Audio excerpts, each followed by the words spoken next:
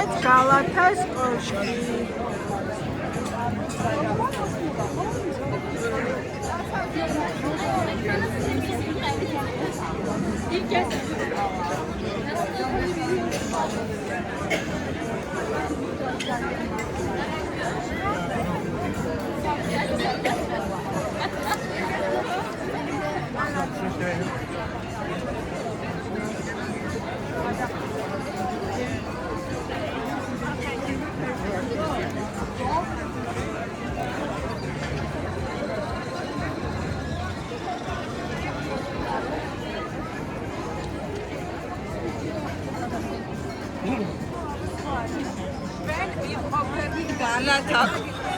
გალათას კოშკი.